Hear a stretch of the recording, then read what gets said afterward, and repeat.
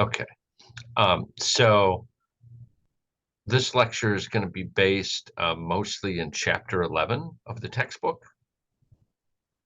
So if you get a chance, try and read that section. I'm going to go ahead and share a little bit. Um, okay, let's frame this properly. Um, so we've talked so far, about the fact that the climate is changing. We've talked about why we would expect it to change or how it could change. We've talked about energy management. We've talked about why it is likely changing now, what's causing that, and we know that it's us. We know it's due to our carbon emissions.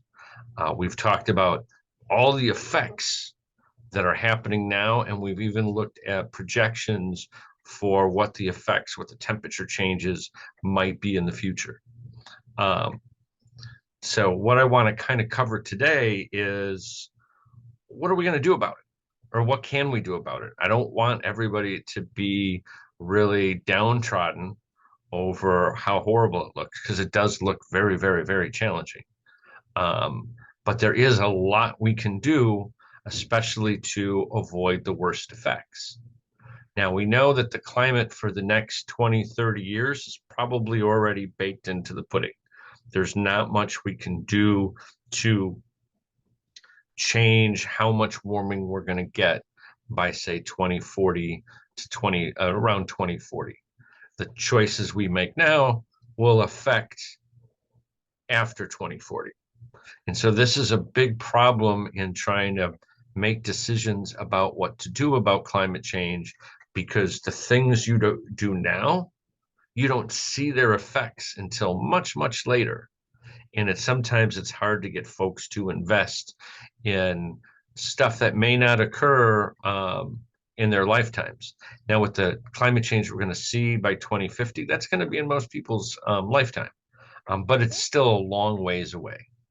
And so I want to talk about the different categories of what we can do. And generally, there are about three categories that people that people tend to lump these things into. The first is adaptation. The second one is mitigation. And then the third is geoengineering. These are probably about the three general classifications of ways to deal with future climate change. Probably the most simple is adaptation.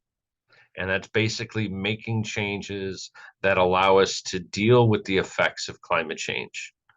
Um, uh, for example, we talk about how the increase in temperature can lead to melting of glaciers and an increase in sea level rise, right? And we're seeing that happen all over the place. We've already seen several inches of sea level rise so far. We expect to see more. We also know that the effects of climate change is to increase the intensity of storms, increase their amount of precipitation, and that with changing climate, we'll see more intense rain events separated by pauses where there's less rain. And so that's going to make the ground drier. So we really expect to see a lot more flooding. And already we're seeing flooding throughout the entire world. There's countries dealing with increases in flooding. And for adaptation, if your house floods, there are a couple things you can do. You could build a seawall around your community to try and stop the water from rushing in. You could raise the houses, put them on stilts, and some places do this, to try and deal with this increase in water levels that's causing the flooding. Or you could move to higher ground, forget those buildings, move somewhere else where their flooding is less likely, either move away from the coast or move away from the rivers, etc. Um, you know, all of these ways um, are adaptive responses. None of them stop the sea level from rising. None of them stop climate from continuing to change. It's all a question of just making do with what we have right now. Okay. Making changes that allow us to live with the effects of climate change. Um, and so a lot of times people think of these things as a do later kind of thing, or, do when it happens. And often, which can lead to problems because, when it happens, sometimes it's too late. We've talked about how damage, like say from extreme storms, um, is exponentially increasing. And as you add more precipitation to these storms, that's going to add much more damage than we've seen before because uh, we talked about the effect where there's a certain level which you really don't see any problem, don't see any damage, and beyond that threshold, all of a sudden you do. And any additional precipitation we add on to these storms is going to add on past that threshold level. One of the advantages they often quote about adaptation is it doesn't require government policy. If your house floods, you're going to do something about it. Um, if flooding is happening, maybe you'll go out, you'll throw sandbags to try and protect your property, etc. Um, uh, but I think that's kind of overrated in terms of saying that that's an advantage because there is really a huge role that government policy can play, even with adaptation. Um, a lot of people don't know about the threats that are facing their community. They don't necessarily know or are educated about the threats of climate change and what exactly that means, let alone what it actually is. Um, and any of the responses that you have to these, a lot of them cost a lot of money. Raising a seawall is very expensive. It's not something one person can afford. It can cost millions of dollars to build a new seawall. Same thing with raising houses, trying to put a house on a stilt or rebuilding a house so it fits to new storm codes because we have more extreme weather. All of those things are very, very expensive. And for a single individual to afford, in some cases, like with the seawall, they just wouldn't be able to do it. And so that's a good point where you can have government intervention. And so government policies can be used to support adaptation. It can provide information about climate change and its impacts. It can warn folks about upcoming events. They could provide response assessments, which kind of goes through a list of different responses to the coming challenge and how likely they are to make a difference. That can be really important. Publishing maps showing where flooding is expected or where future flooding is predicted can also help people choose where to build and where not to build. They can use their regulatory authority to reduce vulnerability as well by having building codes um, for buildings so they're more likely to withstand these intense weather events, whether they be hurricanes, tornadoes, or just extreme winds or flooding. Um, Certainly that can help quite a bit. They can also use their regulatory authority to affect zoning. Um, they can say, well, we don't want you building houses in these areas because we know that they're flood areas. And if you build there, you're just going to, be faced with catastrophe. So that can also help quite a bit. And in general, governments can provide these financial resources to help for adaptation because a lot of adaptation is really, really expensive. And that's a major point when you're thinking about adaptation is how much money it costs. Okay. And, the ability to adapt then is kind of proportional to how much money you have, right? The richer you are, the more able you are to adapt. The richer a country is, the more they are able to adapt. But as climate change gets bigger and faster, that might even overwhelm the rich folks. So if you look at our SSP predictions, the shared socioeconomic pathways that we discussed in, I believe, chapter 6. Here's our graph showing warming that's predicted in the 21st century, all the way up to 2100.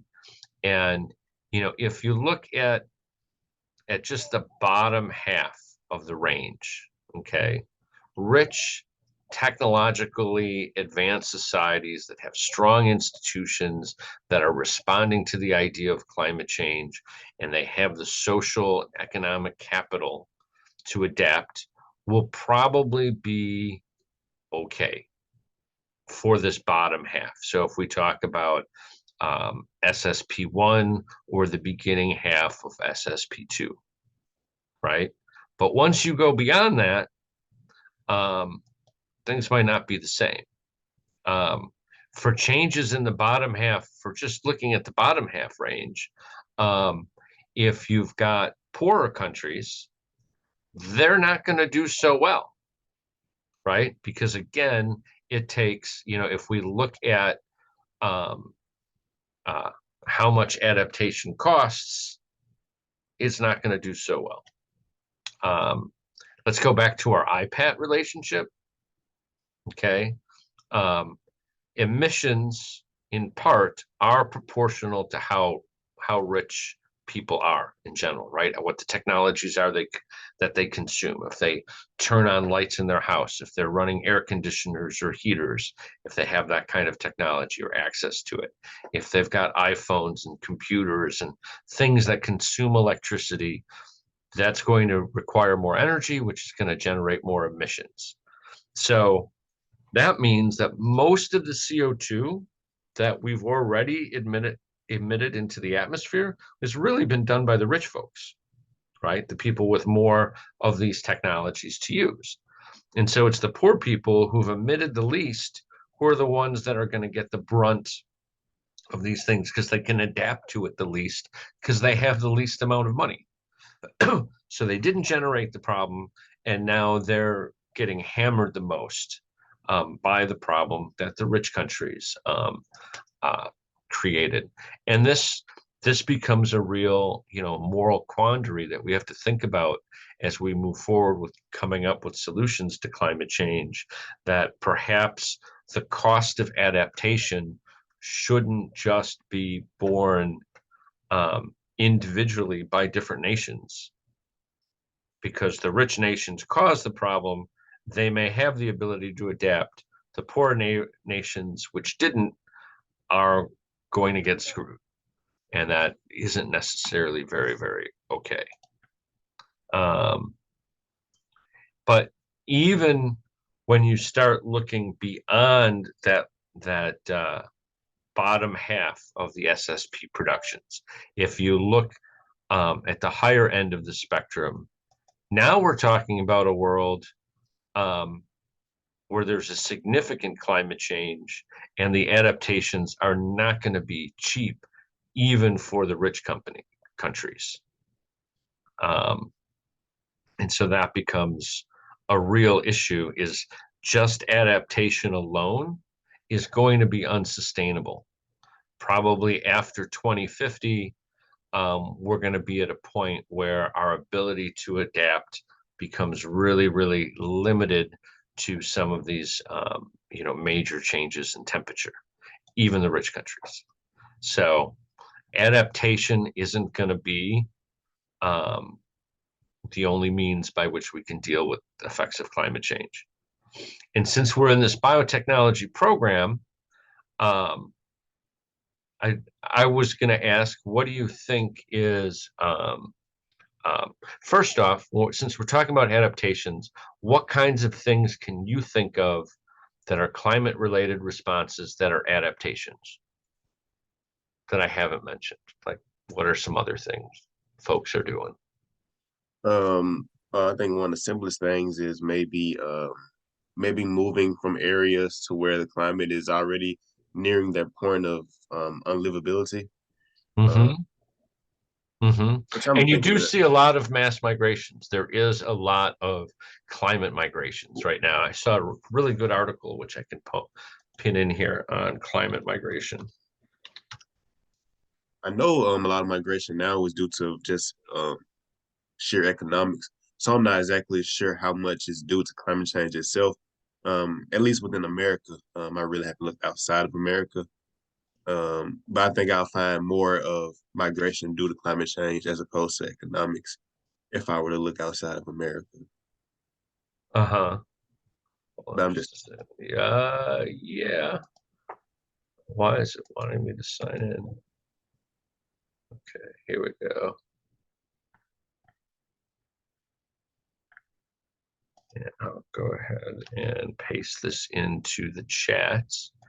Um, if you end up not being able to get the article, I will just paste the article or I'll email the article out.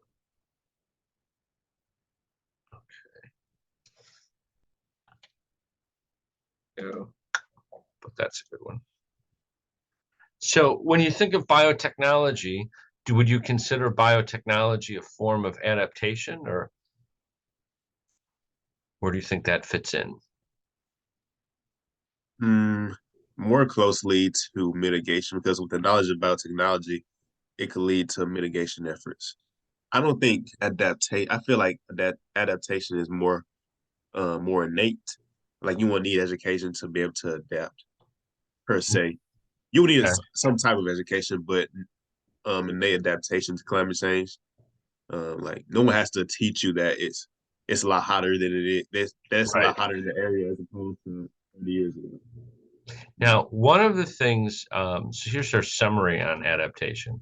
One of the things to remember about adaptation that defines it is making changes that allow us to live with the effects of climate change, and they don't affect the climate change in response.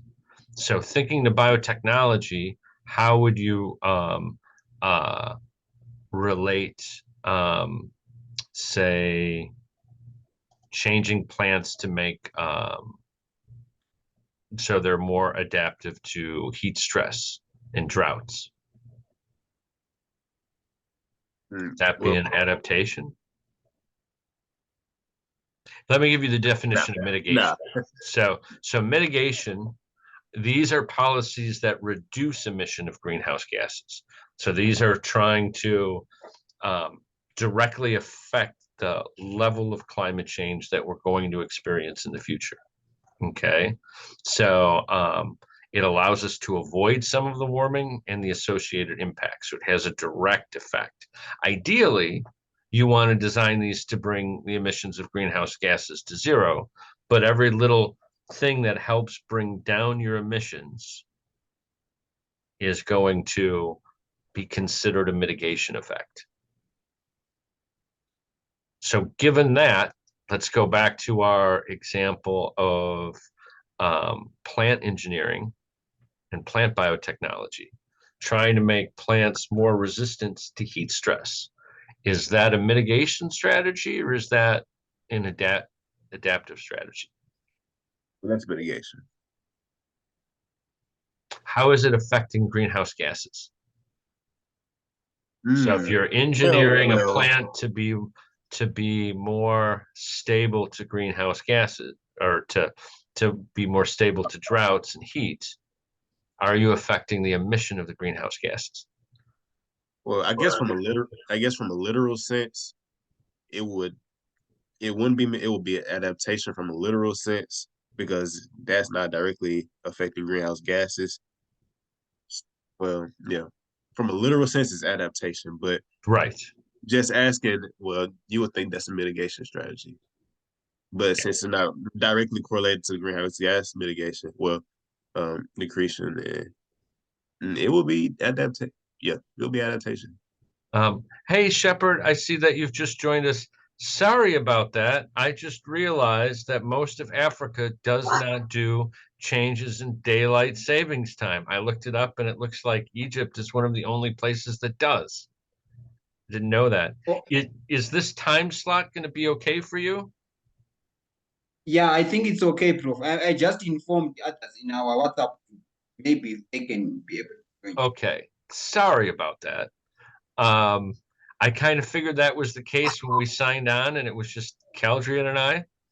Um, I have been recording this. I can summarize a little bit, kind of to bring you up to speed.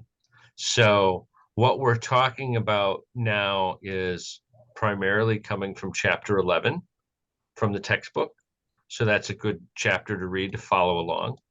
Um, and so we've progressed now to now that we know climate change is happening, we know why it's happening, we know that it's being caused by us, and we even have predictions as to see how bad it's going to be and in what direction the climates are going. This section is on what do you do about it? What can humans do about um, climate change and how can we stop it or how can we deal with it? And so, what Keldra and I were talking about is there are three basic categories for what we can do about climate change. The first is adaptation, the second is mitigation, and the third is geoengineering, which is a fun one to talk about, but that'll come at the end. So, adaptation, we're defining, and the textbook defines as making changes that allow us to live with the effects of climate change. Okay. So you're not directly fighting it, but you're adapting in such a way to survive the effects of climate change. And one of the examples that Calder and I talked about was, if your house floods, if we have rising sea levels or more intense weather events that bring additional precipitation, we will expect flooding. In fact, we're seeing that all over the place, as I believe Dr. Farusa covered with you guys a bit as well. Um, and so there are responses that people can do um, for the threat of flooding. You could build a seawall around the community. You can raise the house, put it on stilts, or you can move it to higher ground.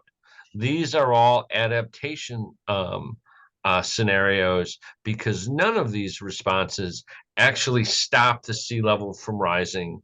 They don't stop the world from heating up.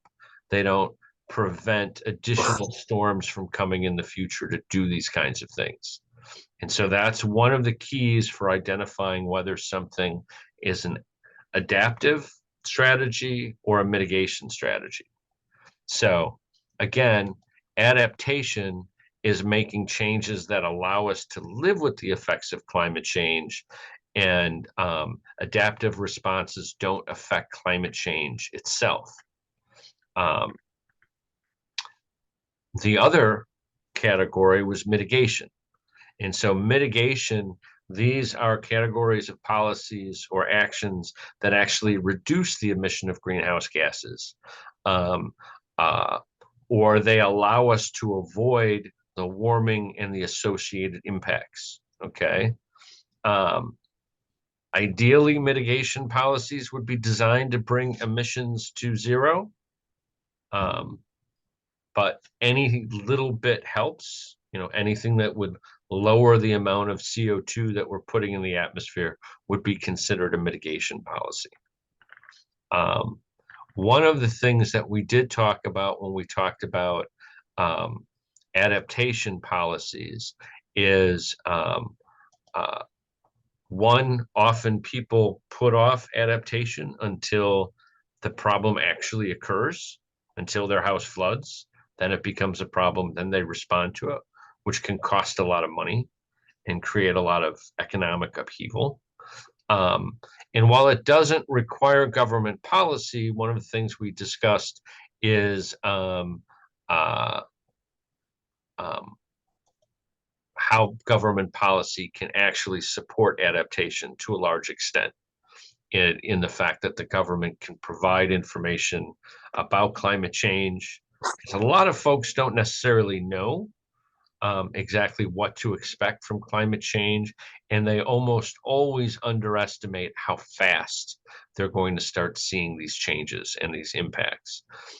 Governments can also warn of upcoming events. They can tell you when a hurricane or a monsoon is coming. They can warn you about it, very extreme storms and weather. They can also give what are called response assessments, which is kind of a paper on, here are all the different adaptation strategies we could try, and here's how much they're likely to impact the problem and mitigate against the threat. Um, and that can be really helpful for people making future choices when they see, like if they give out maps of the floodplains and show how, where flooding is going to be predicted, people might choose not to build houses or work areas there, for example.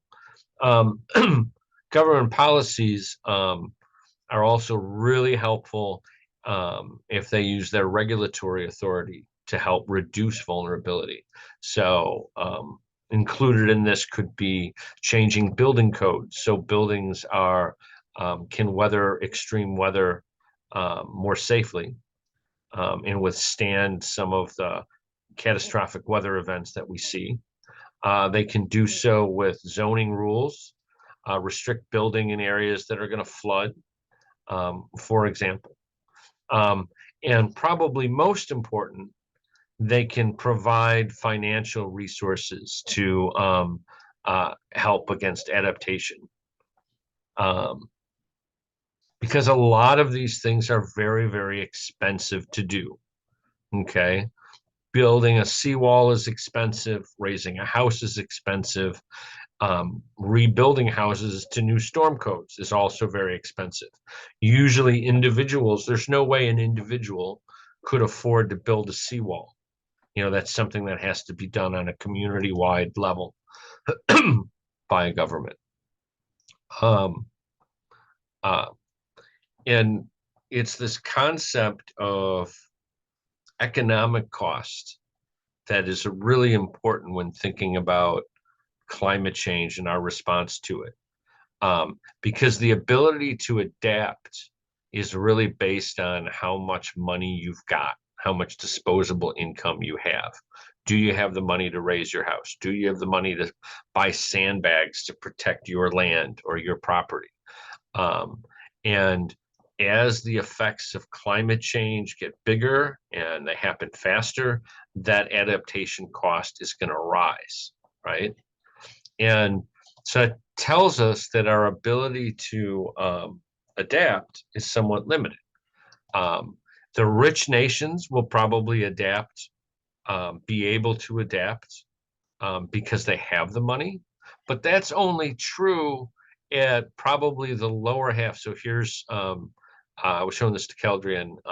This is from, I think, chapter 6, when we were talking about the SSPs, the shared socioeconomic pathways and predictions for future climate change and emissions and what temperature rises we would see based on those. If we're talking about the bottom half, like below like 2.6 degree temperature change, probably rich countries that are technologically advanced, that have a lot of uh, monetary and social capital and have institutions that are willing to respond early to climate change, those countries will probably do okay so long as we remain in this bottom half. But after 2060, if we're not doing anything, if we're not in SSP1, we're really looking at rising beyond that. So even the rich countries aren't going to be okay once we go beyond the bottom half. Now, for poor countries, they're not okay, right? They're not going to have the money to do these kinds of adaptations. And this is one of the things that's really kind of a moral quandary, is because if you think about it, if we look at the IPAT relationship, we know that I is our emissions, right? And that's proportional population, affluence, and technology.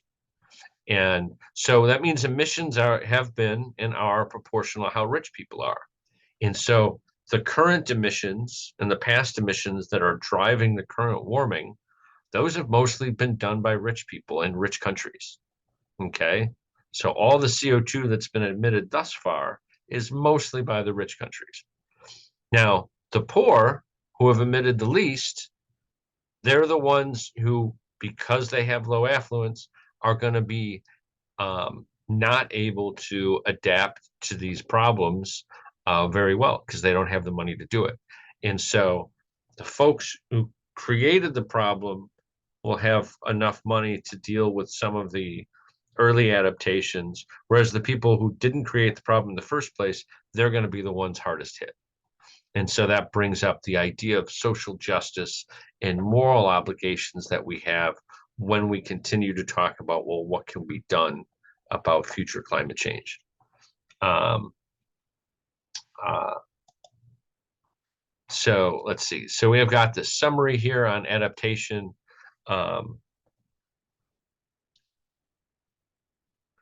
Given that adaptation is allowing us to live with the effects of climate change, and mitigation is reducing greenhouse gases or allowing us to avoid the warming or associated impacts. And I should say it's in either or. Where would you classify biotechnology? And that was the discussion that you're coming in on now, is what would you classify biotechnology as?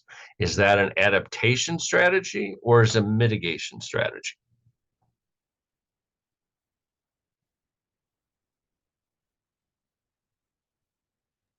Hello, Prof. Yes, go ahead, Shepard. I think it's a mitigation strategy That's exactly because what Caldrian said. Exactly. Tell me how we're it's a trying to correct mitigation the wrong. strategy. Can you come again? Tell me how you think it's a mitigation strategy. Caldrian thought the same thing.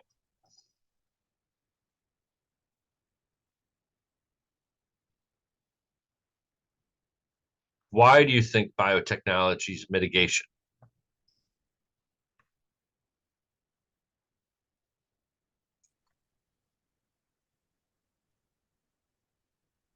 You still there, Shepard? Oh, I had lost you. I'm saying, Prof, I think you're breaking up a little bit. I'm saying atmospheric condition. Hello? Yes, yeah, I can hear you now.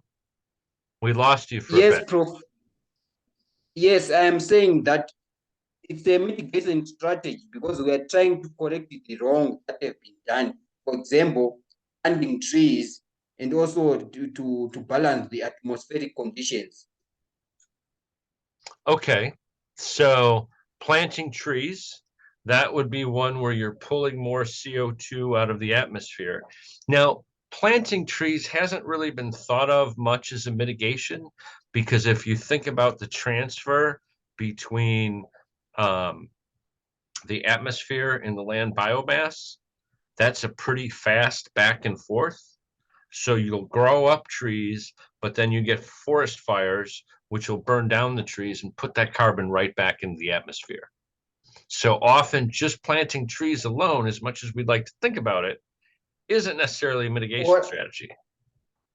what about the issue of GMOs, introducing GMOs? It's another mitigation strategy. Okay, so that was one that Caldry and I started to talk about. So uh, food biotechnology, plant biotechnology, trying to make plants more resilient to droughts and more resilient to heat stress is a great example of how we're going to use biotechnology to deal with climate change effects. But my question Yeah, to you is if you change the heat stress on a plant, does that reduce emissions of greenhouse gases in any way?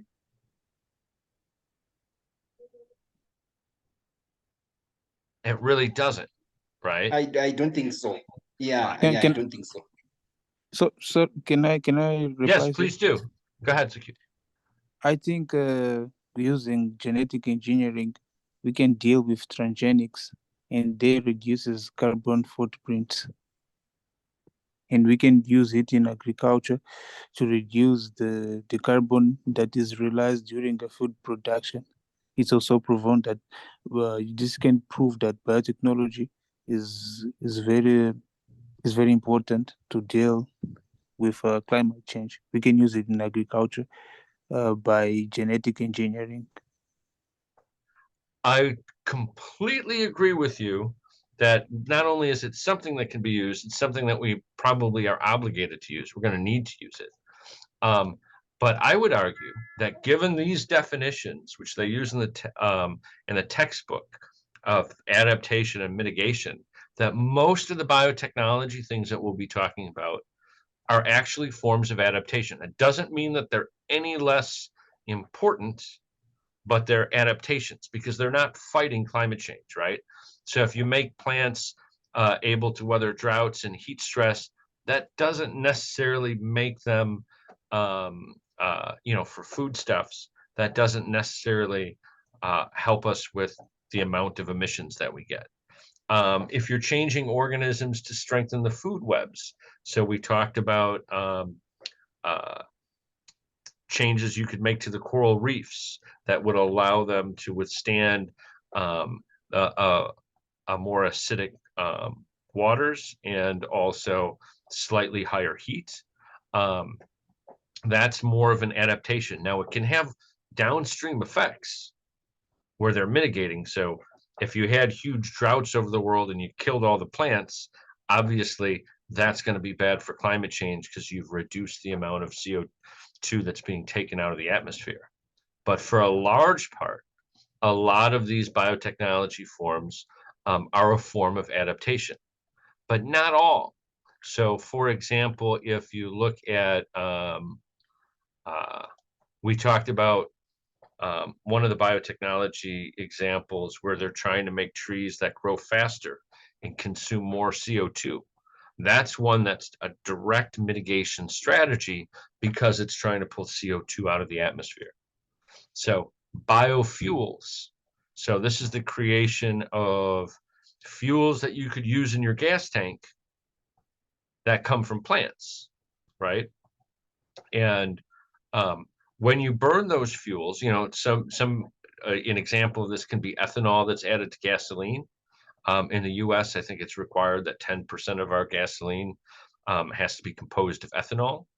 Um, there are other alcohols, carbon-based alcohols like butanol, that one could directly put into a gas tank that can be made from plants.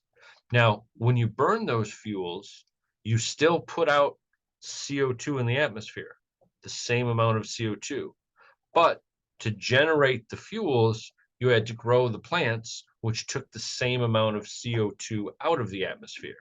So by switching to biofuels, we'll be pulling out tons of CO2 and then putting tons back in. And the net idea with biofuels is you have zero effect on greenhouse gases because you're putting back in the same amount that you're taking out. And since it's affecting the amounts of gases you've got in there, it could be considered a mitigation strategy, right? Because if we switched from fossil fuels to biofuels, we wouldn't have all those emissions. We'd bring our emissions down to zero. There's also biotechnology that can be used in sequestration. So these are biotechnology ideas where they're using bacteria that can fix carbon to make plastics. And so the carbon's pulled out of the atmosphere to make a plastic that people then use, but the plastic, because plastics have such longevity, they aren't returned into the atmosphere.